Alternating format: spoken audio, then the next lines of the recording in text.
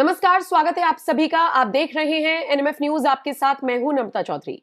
10 नवंबर 2025 शाम 6:52 का वक्त, लाल किले के मेट्रो स्टेशन के गेट नंबर 1 के पास बहुत तेज ब्लास्ट होता है। 10 से 11 वाहन इसकी चपेट में आते हैं।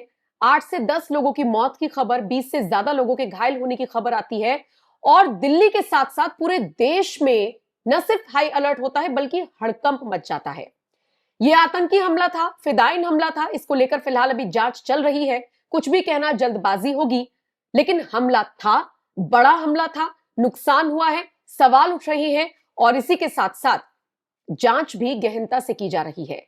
अब आज इस वीडियो में हम आपको दिल्ली में जिस तरीके से ये ब्लास्ट हुआ है उसकी एक एक अपडेट बताएंगे। कल रात से लेकर अब तक इस पूरे मामले में क्या कुछ डेवलपमेंट हुआ है उससे आपको रूबरू कराएंगे। खबर मिल रही है कि एक सीसीटीवी फुटेज भी सामने आया है जिसके आधार पर जांच को आगे बढ़ाया जा रहा है, जिसमें कि मेन जो आरोपी है, उमर जिसका नाम है, वो मास्क लगाकर उसी गाड़ी में बैठा हुआ और वहां से निकलता हुआ नजर आ रहा है। मेरे साथ इसी खबर पर मेरी सहयोगी शबनम सैफी जुड़ी हुई है। शबनम, अब तक की सारी अपडेट्स पॉइंटर वाइज दे दीजिए। बिल्कुल नम्रता, दर्शकों को इस वक्त की बड़ी खबर बता देते हैं। वो सीसीटीवी फुटेज सामने आ गया है जिसमें वो कार सवार नजर आ रहे हैं जिस कार में वो ब्लास्ट हुआ। i20 ये कार थी, हरियाणा नंबर की ये कार बताई जा रही है।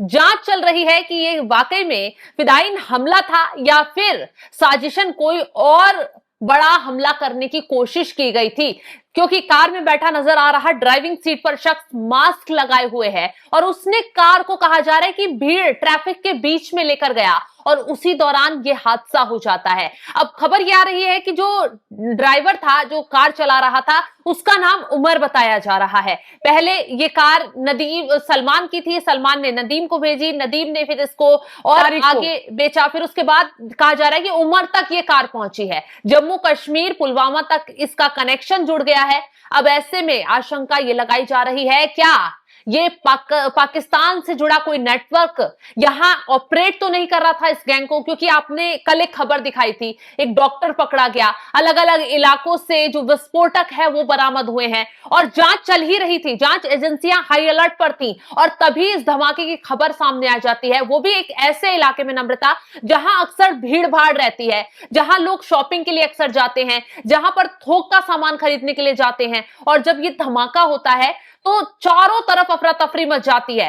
जो लोग वहां मौजूद थे वो इस कदर डरे हुए पाए जाते हैं कि धमाका इतना जबरदस्त था कि जमीन हिल गई थी। जो लोग दुकानों में बैठे थे काफी दूरी पर, उनकी कुर्सियां तक टूट गई थी। अब अंदाजा लगा सकते हैं कि ये हमला और ये धमाका कितना घातक और कितना खतरनाक था। हालांकि इस मामले को लेकर लगातार गृह मंत्रालय भी अलर्ट मोड में है और जिस तरीके से कार में बैठे शख्स नजर आ रहे हैं, सीसीटीवी फुटेज ये सामने आया है, ये वाकई में कई सवाल खड़े करता है कि आखिर इसके अंदर जो लोग मौजूद थे वो किस मकसद से इस इलाके में पहुंचे थे। और खबर ये भी आ रही है कि ये कार एक मस्जिद की पार्किंग में पहले लगाई गई थी, सुनहरी मस्जिद। बिल्कुल। क्या पहले से प्लानिंग की गई थी? क्या उस एरिया की रेकी की गई थी?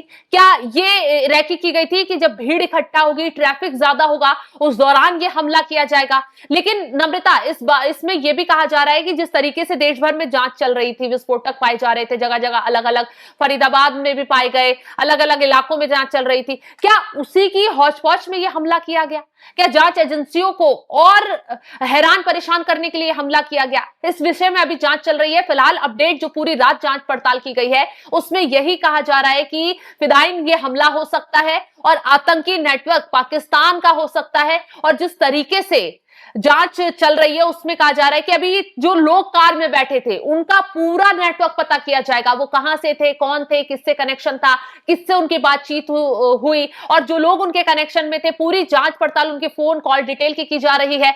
आईबी, एनआईए, पूरी जांच एजेंसियां मुस्तैदी से नम्रता भी फिलहाल जुट चुकी हैं इस पूरे मामले को लेकर। बिल्कुल। और देखिए, अपडेट ये भी है कि दिल्ली एनसीआर हो, मुंबई हो, मतलब महाराष्ट्र का मुंबई शहर खासकर, इन सबको हाई अलर्ट पर रखा गया है। यूपी में हाई अलर्ट देखा जा रहा है और सबसे अहम फैक्टर जो कल रात से लेकर अब तक निकलकर सामने आया है वो यही सीसीटीवी फुटेज है जो हम आपको दिखा रहे हैं।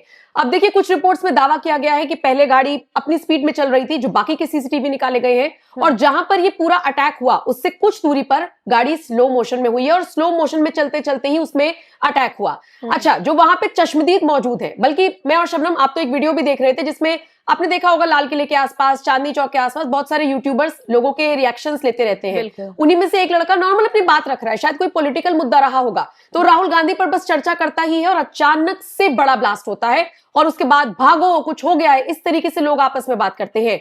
दो चश्मदीदों को मैंने सुना जिसमें वो ये कह रहे थे कि फेफड़े दिखे उन्हें वहां पर पड़े हुए, पहले उन्हें लगा कि गोश्त होगा, लेकिन फिर उन्हें हाथ पड़ा हुआ दिखाई दिया। उसके बाद गाड़ी से एक बॉडी जिस तरीके से चिपकी हुई थी, एक नीचे पड़ी हुई है, जो तितर बितर हुए हैं वहां पर, जो डेड बॉडीज देखने को मिली है, उसके बाद लोगों में हड़कंप मच गया। लोगों को ये समझने में बहुत देर लगी कि आखिर ये अचानक से हुआ क्या। कुछ लोगों का तो ये भी कहना है कि हमें ऐसा लगा कि ब्लास्ट इतना तगड़ा है कि हम भी मर जाएंगे और अभी और ब्लास्ट होंगे। देखिए, इस देश में पहले भी हुए हैं ब्लास्ट और हमने देखा है कि कैसे एक के बाद एक भारत को दहलाने की कोशिश की गई। पिछले काफी साल से ये रुका हुआ था। पहलगाम में एक आतंकवादी हमला हमने देखा, कैसे लोगों को पूछ पूछ कर, उनका नाम पूछ कर, उनको चुन चुन कर मारा गया था और उसके बाद देश की राजधानी दिल्ली को इस तरीके से टारगेट किया जाएगा किसी ने नहीं सोचा था। लेकिन फिर भी यहां पर एक बात क्लियर करना जरूरी है, यह आतंकवादी हमला ही है या नहीं, इसको लेकर फिलहाल अभी जांच चल रही है। लेकिन जिस तरीके के विस्फोटक मिल रहे हैं, सामान मिल रहा है, नेटवर्क मिल रहा है, और सबसे बड़ी बात, अगर आप कड़ी से कड़ी जोड़ेंगे, शबनम अभी आपने जिक्र किया इसी बात का, फरीदाबाद हो गया, दिल्ली का साकेत हो गया, सहारनपुर हो गया, तमाम अलग अलग इलाके हैं जहां से कुछ ऐसी चीजें पकड़ी गई जिससे भारत में कोई बड़ा हमला हो सकता है, ऐसी साजिश थी। इनफैक्ट मैंने मेरे वरिष्ठ सहयोगी के साथ वीडियो भी शूट किया था कि भाई कोई बड़ी साजिश थी, 3 राज्यों को खाक करने की साजिश रची गई थी। क्या उस साजिश का पता हमारी सुरक्षा एजेंसियों ने लगा लिया था, इसीलिए आपाधापी में ये ब्लास्ट हुआ? बिल्कुल नम्रता, बिल्कुल सही कहा। देश में कुछ बड़ा हमला करने की फिराक में ये आतंकवादी थे। जिस तरीके से अगर इसे फिदाइन हमला माना जा रहा है तो फिर वो आतंकी ही कहलाएंगे। लेकिन ऐसे में एक अपडेट और निकलकर सामने आ रही है। कहा जा रहा है कि कार को सिर्फ उमर नाम का ही शख्स चला रहा था और वो उमर जो है वो बताया जा रहा है उसका फरीदाबाद से कनेक्शन निकलकर सामने आया। अमोनियम नाइट्रेट जिस तरीके से एक डॉक्टर के यहां बरामद हुई थी, उस वक्त से उमर फरार चल रहा था और कहा जा रहा है कि इस कार में ही वो सवार था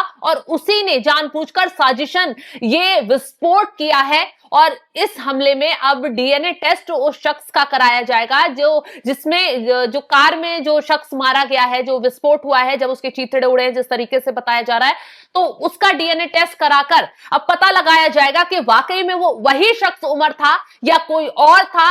क्या इस पूरे हमले की प्लानिंग में और भी लोग अभी शामिल हैं? क्या वो अभी छुपे हुए हैं? उनकी जांच पड़ताल अभी एक खबर और आ रही है कि तबलीगी जमात के 7 लोगों को हिरासत में लिया गया है, उनके पास कोई आईडी नहीं मिली। इससे जुड़ी हुई क्या जानकारी है आपके पास?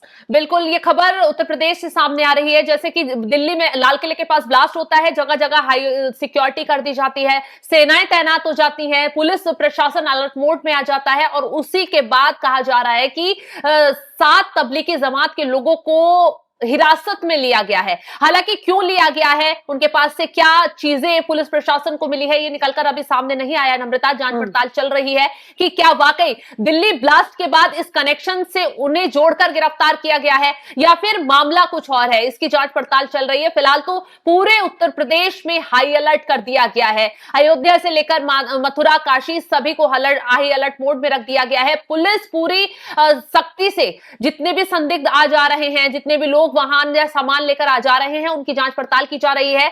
सभी के एक एक चीजों को अब बॉर्डर से खंगाला जा रहा है। किसी को बिना चेक इन के आगे नहीं बढ़ने दिया जा रहा है, क्योंकि जिस तरीके से गृह मंत्री अमित शाह अब बड़े बड़े अधिकारियों के साथ हाई लेवल मीटिंग करने जा रहे हैं, तो नम्रता आशंका जाहिर सी है कि कुछ बड़ा देश में हो सकता था और एजेंसियों के हाथ कोई बड़े सुराग लग गए हैं।